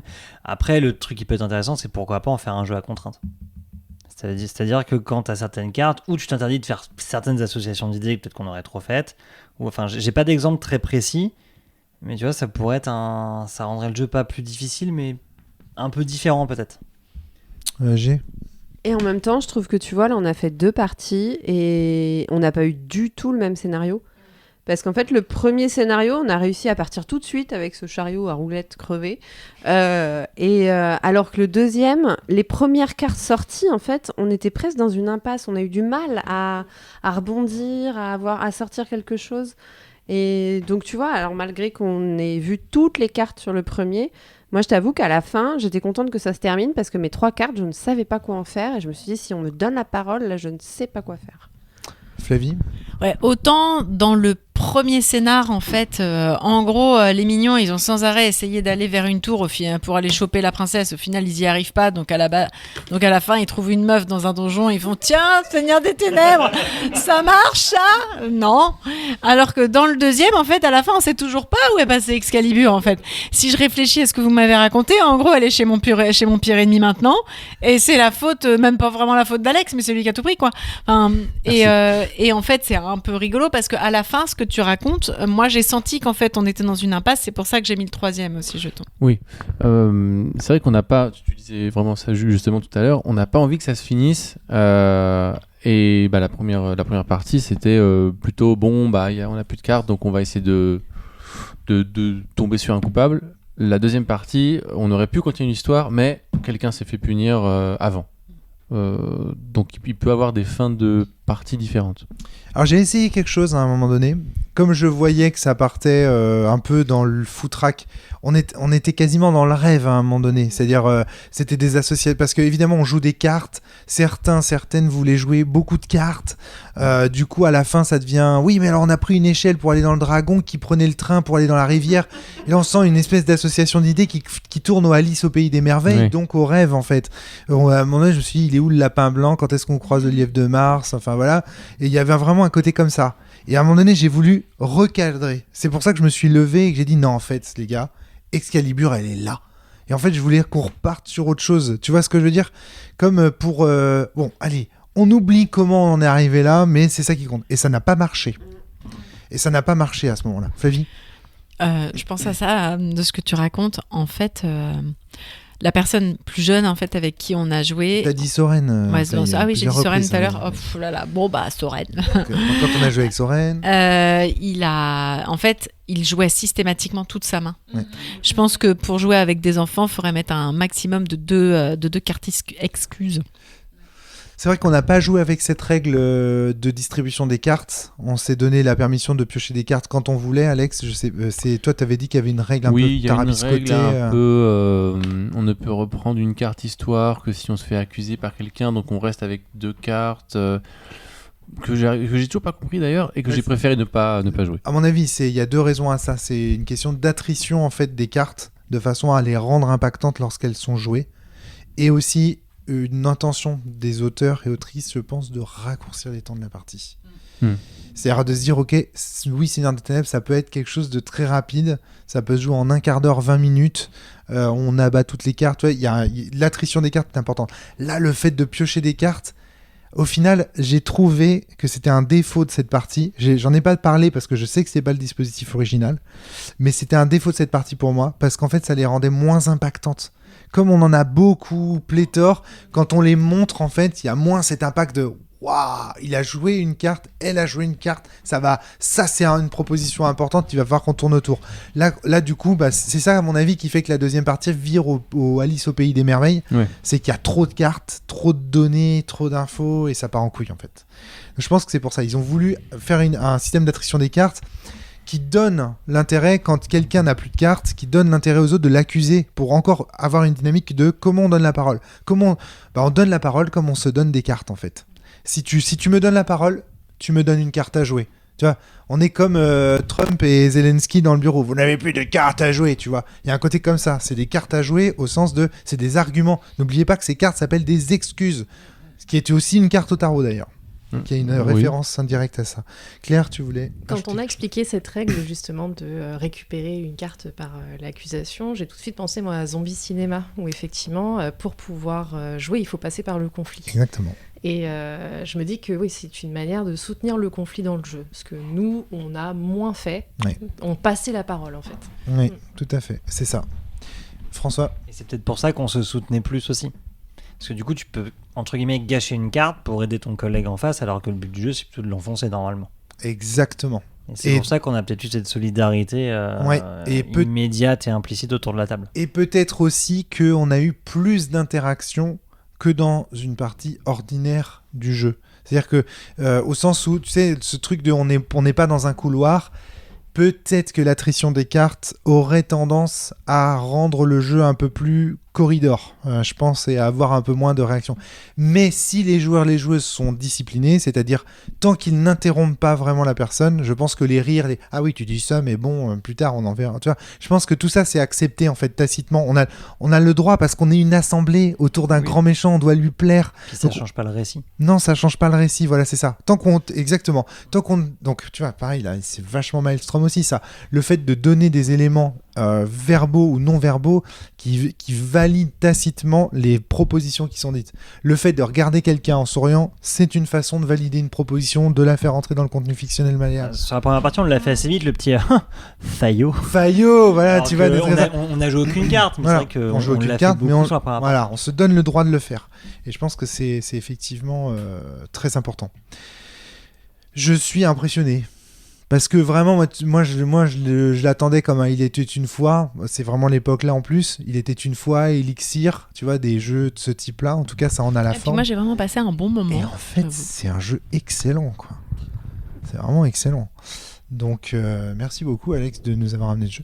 Est-ce que, Caroline, je la vois fatiguée. Elle sombre. Julia, si je lui passe la parole, elle va plus savoir quoi dire, parce qu'elle a le problème de Julia. Tu peux lui dire, va te... Mais moi, je suis très content parce que quand j'ai dit à Julia, on va faire un podcast le jeudi en arrivant chez Rome, et on va jouer un jeu avant, et le jeu, ça va être Oui, c'est dans les ténèbres. T'as fait comme ça. En fait, parce que je pense que t'en avais un mauvais souvenir, et je suis très content de te voir ça. un peu réconcilié. Je rebondis sur ce que tu dis. J'étais pas oh non, à faire un podcast sur Romaric, c'est pas ça. Ma réaction, c'était pas sur ça. Je tiens à éclaircir ça. Non, mais on se connaît là, je veux dire. Non, t'inquiète. C'était sur le jeu, parce qu'on a déjà fait des parties il y a longtemps, et en fait, moi, c'était un jeu auquel je freinais un peu des deux pieds à chaque fois que tu le sortais pour y jouer, parce que je trouvais ça un peu... un petit lien avec le petit blocage, le petit problème au départ, parce que je me disais toujours que broder, raconter l'histoire, c'était quelque chose qui allait me coûter et que je voyais pas le fun que je pouvais y apporter. Du coup, de mémoire... C'est arrangé, hein, parce que là, t'étais quand même vraiment fun. Ah oui. Mais parce qu'en fait, c'est parce que les autres fois où on y a joué, tu nous l'as pas présenté de cette manière aussi relâchée et, on va dire, humoristique. Enfin, je sais pas, c'était peut-être trop formel les fois où on y a joué, où le cadre était peut-être trop lourd. Peut-être. C'était il y a... Alors, ça faisait longtemps qu'on n'a pas joué. Hein. Ça fait, et aussi, je pense... vraiment que ça dépend des gens avec qui tu y joues autour de la table. Vraiment, si la sauce elle prend pas, t'auras beau essayer de faire le clown et tout, si tout le monde est hyper froid, fermé et droit, bah... C'est ce que je disais tout à l'heure sur des joueurs qui sont peut-être trop carrés. Elle nous fait des compliments, les gens. Oui. C'était super. Oui, non, c'est ce que je disais un peu tout à l'heure sur certains joueurs qui peuvent pas jouer à ce jeu parce qu'ils comprennent pas, ils pourraient faire un jeu mais il n'y a pas de gagnant, ils ont un peu d'ego, ou ils comprennent pas du tout le rôle du maître du jeu, un peu méchant, mais il faut savoir être humble et se dire oh pardon. Il y en a avec qui ça passe pas. Je vais pas les citer, mais je les connais. Et c'est vrai qu'avec Claire, on a eu l'occasion de jouer. Je suis sûr que c'est cette version-là maintenant. Il y a au moins 10 ans maintenant. Et en fait, j'en avais pas beaucoup de souvenirs avant de faire une partie parce qu'on avait passé une soirée affreuse. En fait, c'était un groupe de gens qu'on connaissait pour le coup très bien. Et il y avait cette notion que tu disais, Alex, de se prendre au sérieux. Et bon, je pense que vous avez remarqué, je ne prends pas trop ce genre de jeu au sérieux. Enfin, moi, je suis là pour rigoler très clairement sur ce genre de jeu. Et à la seconde, je pense, où on a commencé à déconner un peu avec le jeu. Et c'est parti en ils vrille, l'ont très mais mal pas pris. dans le bon sens. C'est-à-dire que moi, je me suis installé, on m'a dit, bah, t'es un gobelin, t'as fait des conneries, il faut t'excuser. J'ai fait, bah, chaud, je suis dans mon élément. Et avec Claire, on est parti en vrille. On était 3, je m'en souviens, il y avait Jérémy, on va partir en vrille super vite, à raconter des conneries. Et ça a vexé la moitié de la table, qui était là pour se prendre un peu au sérieux. J'étais, ouais, mais t'as vu la gueule de la boîte, c'est un gobelin. On a lu les règles, il y a marqué pour des gens qui veulent se payer une bonne tranche de rire. Et en fait, il y a marqué noir sur blanc dans les règles. Je pense qu'ils voulaient donc, prendre le jeu un peu à la Seigneur des Anneaux, tu justifies devant Sauron, mais comme tu disais Flavie, bah non, t'es juste mort, on passe à la suite, on prend les tocards suivants. Or non, c'est Overlord où tu fais oui, Monseigneur, pardon. Et c'est vrai que là, je te rejoins Julia, la partie était pas la même que celle dont j'avais souvenir. C'est intéressant, mais tu vois, là aussi, c'est une affaire de contrat social. C'est que le contrat social qui avait été posé était beaucoup plus exigeant en termes d'ambiance, en termes de force des propositions. Enfin, en fait, en gros, on avait ajouté un élément de direction artistique sur le Maelstrom. C'est-à-dire, on avait dit, bah, les propositions qu'on va faire, non seulement elles devront être en accord avec les cartes, tout ce qu'on a dit, mais en plus, à la fin, quand on regardera le contenu fictionnel, on devra avoir l'impression que c'était vraiment Dark Vador contre les Seigneurs de l'Empire, ou le Sauron contre avec ses légions de Saruman, etc., etc. Et ça pose tout de suite une exigence supplémentaire, fait qu'on n'est pas des Tolkien à l'impro, tu vois. Ça, puis le jeu le permet pas, les cartes peuvent sortir tellement de manière aléatoire. C'est ça. Et il y a un bon côté à ce jeu aussi qui est, ça peut être un jeu entre des jeux de rôle plus sérieux, il y a un côté un peu défouloir parce que dans certains jeux de rôle, dans beaucoup de jeux de rôle, même quand on jouait à Sens avec Antoine, avec la Citadelle, qui était un jeu sérieux, on a toujours un moment envie de faire une petite blague, envie de balancer une petite punchline, une petite ref, oui, puis qui ne va pas du tout bien sûr dans la couleur du jeu et pas à ce moment-là, mais on peut pas s'empêcher de la faire.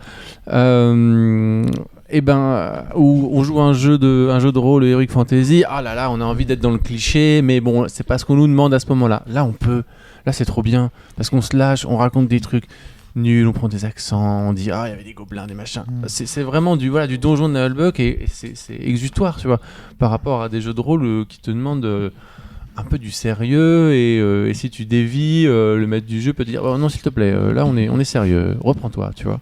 Claire. Ça fait du bien. Et de toute façon, je pense que les cartes induisent d'avoir recours à un humour par l'absurde. C'est-à-dire, quand on pioche les chaussures à la mode, l'épée soluble et l'épée intelligente. Voilà, l'épée intelligente, bah non, on racontera pas quelque chose qui tient la route. Non. Donc, c'est un jeu qui encourage la mauvaise foi, complètement. Complètement. Et oui, mais si c'est un jeu dans parodique, le de la création d'excuses. Hein. C'est un jeu parodique. Par contre, et ça, je trouve ça assez intéressant aussi, et ça la rapproche aussi de Dog Eat Dog de Livanak Burke, c'est que le jeu s'inspire de la mécanique du jeu de rôle. Tu vois, ça c'est rigolo, c'est-à-dire que le gars, il a dû faire du jeu de rôle dans sa jeunesse, il a dû trouver des MJ tyranniques ou des situations dans les jeux de rôle dans lesquelles il y a le TPK, les PJ font n'importe quoi et ils doivent se justifier face à un seigneur qui est interprété par un meneur de jeu, dirigiste, machin. En fait, et du coup, on se retrouve aussi dans une forme de caricature ou en tout cas, il y a une ref. C'est une ref au jeu de rôle classique, en fait. Un Donjons et Dragons, au maître du donjon. Un joueur qui dit bah moi je suis là pour rigoler. Moi, je suis pas là pour écrire des trucs écrire des chiffres. Moi, je suis là pour m'amuser, pour rigoler. Donc, je vais mettre la merde dans le jeu et ça va me faire rire. Et peut-être quelqu'un d'autre, mais des fois que lui, il peut jouer à ça. Enfin, il peut jouer à ça avec ses copains. Ouais, c'est marrant. Flavie, tu voulais ajouter? Je voudrais juste faire un petit point sur l'humour en jeu de rôle. Rapide. C'est Vivi Féasson qui avait fait un article là-dessus. Ouais. Le fait que des fois dans les jeux très très sérieux, en fait, on finisse par faire des blagues et en fait c'est une sorte d'immersion en elle-même, parce que ça permet de rester, de lâcher de la pression tout en restant en fait en immersion. Et donc en fait l'humour dans les jeux sérieux n'est pas à bannir, bien au contraire en fait, c'est juste qu'il faut savoir comment le doser et il faut savoir aussi à quoi on joue en fait. Si tu veux vraiment faire toute une soirée d'humour, en fait, oui ça va être plus logique, adapté, plus adapté, mais faire une blague de temps en temps dans un jeu très sérieux, ça peut être intéressant pour lâcher. Par exemple, nous on fait Elle est déjà morte de rire, c'est à quoi j'ai fait référence, Géraldine. On fait un jeu de rôle de Trip to Fly. Je vous invite à écouter les podcasts, qui est quand même hyper sérieux, mais la moitié du temps, en fait, On c'est rigole. tellement horrible ce qui se passe qu'en fait, ils sont morts de rire à la table, Et en fait. pourtant, on est dedans. Ouais, ils L'immersion, sont à elle est fond là. dedans. Moi, Ouais, j'ai c'est juste ça. à poser ça et ils sont à donf. L'article de Vivi, cet article, il raconte en fait que le fait de rire n'est pas l'anti-immersion. Je pense que c'est aussi une réponse à Sensexalogie, parce que dans Sens, il y a ce truc de si vous riez, si vous faites une blague en dehors de la partie, même si vous allez aux toilettes pendant la partie, vous prenez des points d'immersion négatifs. Le jeu pose volontairement les potards à fond, et Vivi répondait en disant bah non, parce que rire, ça peut, même si ça n'a rien à voir avec la fiction, ça peut être une façon d'être en immersion positive en réalité. Oui, puis à Sens, moi, le nombre de fois où j'ai ri et où Mais, tu récupères quand même les trucs d'immersion et tu fais celui-là, Celui-là, j'ai- regarde-moi, maître de jeu. Comme quand tu fais une blague horrible et que tu me dis j'ai gagné ma minute d'enfer. Ouais. C'est le côté, voilà, j'ai pris Mais mon point ça, d'immersion. tu vois, mais... Vigor Mortis, je trouve ça cool. Honnêtement, moi, j'y rejouerais. Je pense même une des prochaines fois où on fait une grosse fête, je pense qu'il est sorti. Je vais le choper, en fait. mais moi, j'étais pas mal en immersion, en fait, en vrai. Ouais, à fond. C'est ce que j'allais dire, c'est que. Parce que la convergence, tout ça, hein. C'est quand même. Quand on joue à un jeu de rôle sérieux, qu'on fait une blague de temps en temps, entre nous, on sort du jeu, ok. Mais là, tenir le rôle un petit peu d'un personnage, et quand c'est à nous de parler, on sent tous les yeux qui nous regardent et on doit faire rire, c'est quand même pas simple de faire rire les autres. Et de dire, tiens, je vais sortir ça, tiens, tu vois, moi, je suis plus à l'aise à en mettre du jeu qu'en joueur. En joueur, j'étais un peu, je sais pas trop, bon, ok, d'accord. Mais toi, t'as pris un accent, d'autres ont pris des accents, des situations, des trucs. On a changé nos voix, en fait. On a joué comme des comédiens de doublage, en fait. Oui, être exactement. pour être exactement. très clair. Et moi, je trouve que c'est beaucoup plus compliqué de faire rire les autres et de rebondir et d'être.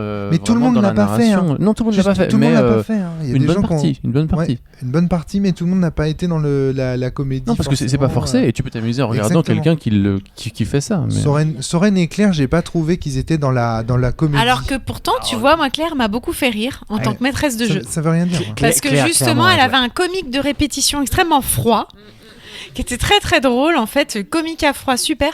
Non, moi j'ai trouvé que justement, ce jeu, par les cartes, en fait, alors que faire rire c'est compliqué, déjà tout le monde avait fait rire au moins une fois, y compris le plus jeune. Et pourquoi ? Parce que les cartes t'amènent à créer en fait du comique de répétition, de cabotinage, etc., qui va créer en fait une sorte de... On va se regarder... je vais pas retrouver le mot. Une sorte d'alliance en fait autour de la table, de complicité, qui fait que du coup le rire va arriver en fait assez vite. Si évidemment on est tous là pour faire rire et pour passer un bon moment d'humour comme c'est dit dedans. Une bonne tranche de rire. Une bonne tranche de rire. Bon ben ouais, mais je suis impressionné quand même parce que encore une fois, je le redis ici, mais cette espèce de martingale qu'on cherche de jeu de rôle qui deviendrait deviendrait jeu apéro, bah en fait on l'a, hein, ça fait depuis 2007 qu'elle existe, c'est ce jeu en fait, c'est hallucinant quand même. C'est-à-dire que toi, tu te prends la tête, François, pourquoi tu fais des... Parce que non, parce que... Géraldine qui vient me mettre une cartouche en mode ouais, ça fait 20 ans. On est vieux, merci. Ah ouais, non, c'est vrai que le jeu est à 20 ça. ans. C'est incroyable, c'est incroyable. Mais c'est pas pour ça que on ne peut pas quand même refaire cette tentative, et encore une fois, en essayant d'autres canons esthétiques. Là, vraiment, fond, forme, on l'a bien dit, on l'a bien décrit, mais effectivement, maintenant, ce qui serait vraiment un énorme enjeu, ce serait réussir à faire cet exploit-là, mais sur un truc peut-être plus dramatique, peut-être plus profond, plus intense. Est-ce que certaines murder parties y arrivent pas ? Je ne sais pas. Ouais, mais est-ce que c'est pas le succès de ce jeu-là qui se prend pas au sérieux ? Bah oui. Le fait de plonger dans le jeu de rôle sans que tu t'y attendes vraiment. C'est ça. C'est ce que dit, c'est ce qu'a dit Julia. Pardon, vas-y. Non, je t'en prie, parce que du coup, il y a un niveau de préparation en amont qui est de zéro. Enfin, tu tries les cartes, les cartes excuses, les cartes. Pas d'exigence. Interaction entre guillemets. Et une cape pour le maître du jeu. Ouais. Si t'en as une, si t'en as pas, c'est pas grave. Ouais. Et puis c'est parti. Enfin, tu vois, où tu nous expliquais, Alex, les règles en 5 minutes. Ouais. Et tu vois, ça motive à jouer vite et à te mettre dedans. Ouais, tout à fait. Julia ? Ouais, moi je pense que c'est ça en fait la clé de ce truc. Parce que tout à l'heure vous parliez de peut-être création de personnages et tout. En fait, dès qu'on rentre déjà dans ce truc-là, on met de l'affect, on crée un perso, on s'y attache et tout de suite ça rend les choses beaucoup plus importantes. Et il y a je sais pas, je trouve qu'il y a moins ce côté détaché et un peu je trouve pas trop mes mots, mais plus ouais, voilà, merci Flavie, plus léger, qui fait qu'on peut rentrer dans un perso pour une partie et en fait on s'en fout de il est jetable en fait. Exactement, il est jetable et on n'a pas besoin de plus. Non, en plus c'est un mouchoir. Ouais, ok. C'est un peu l'image de toute façon des mignons qui se ressemblent tous. Ouais, c'est ça, exactement. C'est 10 gobelins autour d'une table, 10 mignons de moche et méchant. Ouais, tu vois, c'est les mêmes. Ouais. C'est juste, ils ont des prénoms différents et encore, mais c'est tout quoi. Ouais. Flavie. Soren, lui, il a joué le même personnage tout du long, c'était le stagiaire. Et lui, je crois qu'il s'est vraiment attaché à son personnage. Oui, mais lui, il était en convergence, y compris de lui-même. Puisque tu l'as décrit comme un stagiaire de 5e qui vient... Ouais, je dis là, mais si tu continues comme ça, tu vas voir ce que je vais te mettre dans ton rapport de stage. Ouais, c'est marrant ça. Mais c'est là où je trouve ça intéressant, c'est que c'est toi qui lui a donné ce rôle de stagiaire, ou c'est Alex qui lui a donné ce rôle de stagiaire, je sais plus. Enfin, c'est pas lui de lui-même qui l'a créé, qui s'est dit moi je vais être le stagiaire de votre groupe. Non. Et en fait, de fait, tous les uns les autres, on a aussi créé ces rôles-là, genre ah bah c'était ton cousin, ou c'était ton frère. Donc en fait, il faut quand même se renvoyer la balle, ouais. Il faut balancer une petite miette pour que l'autre s'en saisisse et puisse rebondir. Mais du coup, ça fait partie de l'improvisation, ce qui est moins évident pour les autres joueurs si toi t'as déjà créé ton lore avec ton background et tout. Ouais. Après, bon, voilà, ce que je disais tout à l'heure, c'est pas forcément créer un lore, mais on peut dire, comme tu disais Flavie, voilà, une race, une classe. Oui, mais déjà, juste ça, hop, ça te ferme un peu ça ferme un peu des trucs, tu vois. Oui, c'est vrai.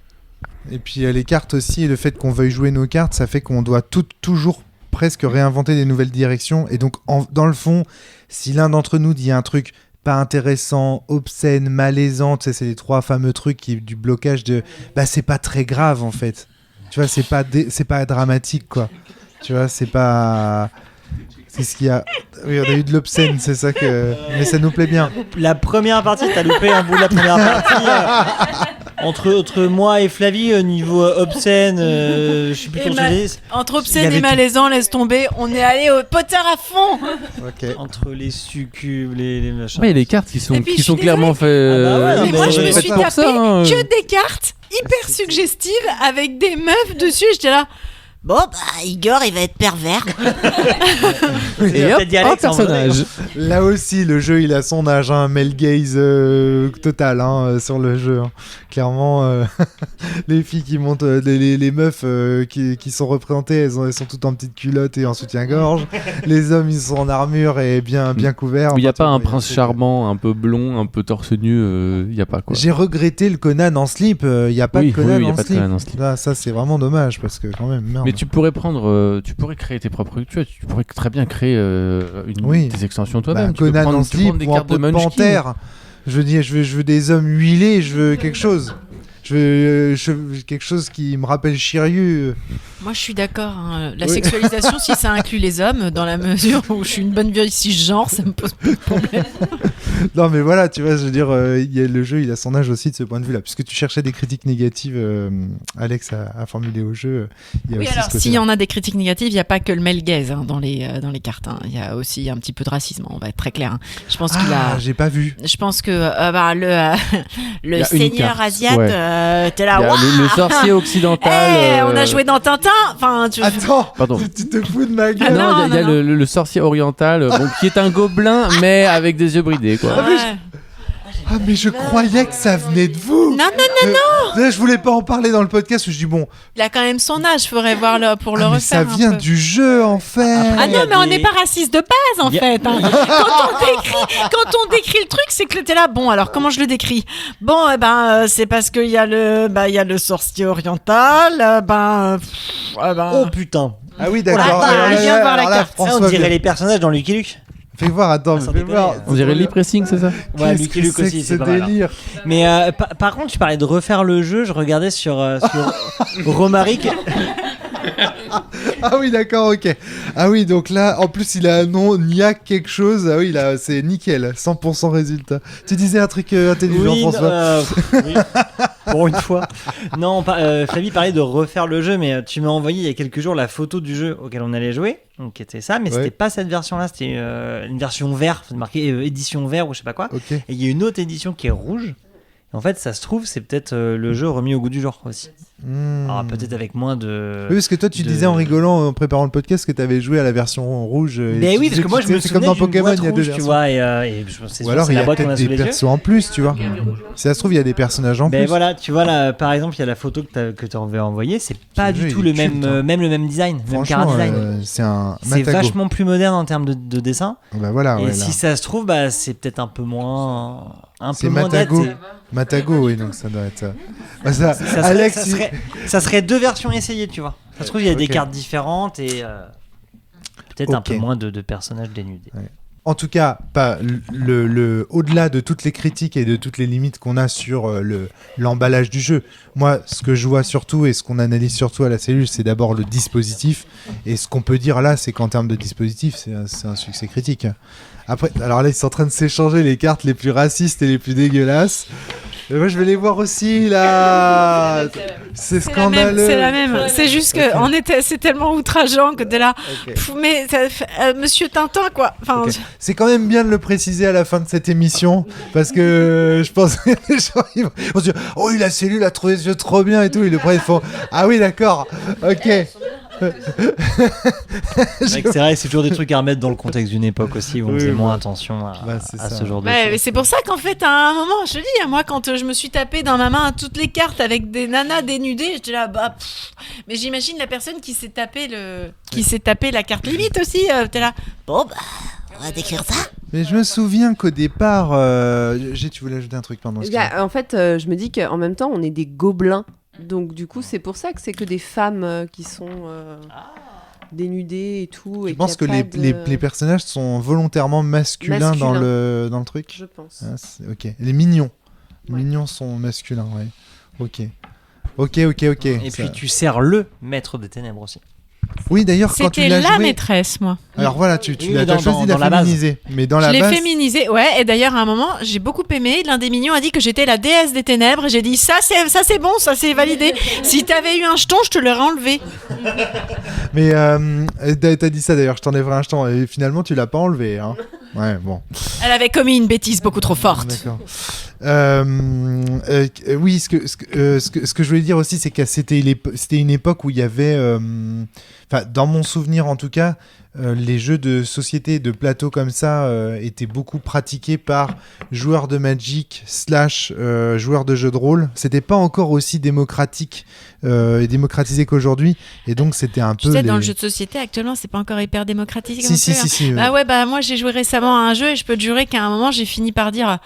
On peut peut-être dire il ou elle à un moment parce qu'en fait ça s'adressait que aux garçons et c'était dans le jeu Friends d'ailleurs pour pas le citer et j'étais là s'il vous plaît quand même maintenant on a dépassé 2020. Alors, quoi. Je dis pas pour l'édition des jeux et tout ça, je te dis en termes de public aujourd'hui 50% des joueurs sont des joueuses, c'est une évidence. Je pense que le monde du jeu de société aujourd'hui rayonne à tel point que c'est tous les Français et toutes les Françaises aujourd'hui qui jouent à des jeux francophones, tu vois, enfin je veux dire il n'y a pas de gens qui ne jouent plus aujourd'hui quasiment. À part quelques personnes de plus de 50 ans, c'est-à-dire des gens qui n'ont vraiment pas eu cette culture-là, il y a vraiment tout le monde joue. Donc forcément, par contre en termes d'édition et tout ça, je dis pas. Hein, Puis de toute façon, je ne cherche pas à lui donner des excuses à ce jeu. Mais je dis juste que dans le contexte, ce type d'humour passait mieux aussi parce que on était entre mecs, voilà, et puis on s'en foutait. Et puis voilà quoi. Ouais, de couilles. Mais effectivement, très très gros défaut et très grosse critique du jeu à côté de laquelle j'ai failli passer parce que moi je me suis contenté d'analyser le dispositif que je trouve encore une fois. Ouais, puis moi j'ai regardé les cartes. Déjà, t'as fait qu'une partie parce que t'as eu un souci sur la première. Ouais, et sur la deuxième, en fait, j'ai regardé les cartes que t'as eu. T'as eu des cartes hyper poli avec la concierge. Ah oui, moi j'ai eu que Toi, des... t'as eu ouais. échelle, t'as eu des trucs comme ça. J'ai rien vu de Nickel. sexiste. T'as eu l'épée Si, intelligente. la première partie, c'est pour ça que j'en parlais, j'ai eu les succubes qui montent leurs fesses là. Oui. Voilà. Et donc c'est là que c'est sur la base de cette carte là que je faisais ma première critique de tout à l'heure. Par contre, j'avais pas vu passer les étrons lamentables que vous venez de me faire passer. mais donc voilà. Bon bah merci beaucoup en tout cas Alex de nous avoir amené ce jeu raciste et sexiste. Avec plaisir. J'en ai plein dans mon placard. Les premières versions non censurées. Puis je vois que ça marche bien, donc je vais continuer à en ramener. Hein.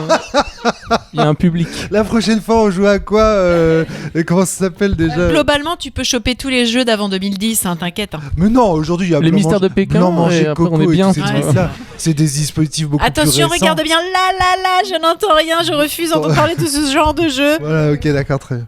Non, mais bon, évidemment, c'est une boutade. Merci pour nous avoir ramené cet Olni qui effectivement arrive à point nommé dans la ligne éditoriale de la cellule de cette saison. Donc merci à toi Alex, merci Julia, merci Flavie, merci Caro, merci Claire, merci G, merci François, à très bientôt tout le monde. Et merci Romaric. Portez-vous bien et surtout jouez bien, rigolez bien. Personne n'a dit au revoir. DS, Seigneur des Vous allez dire au revoir les mignons là. Oui, pardon. Au revoir, Seigneur des Ténèbres. Au revoir, pardon. Au revoir, Seigneur des Ténèbres.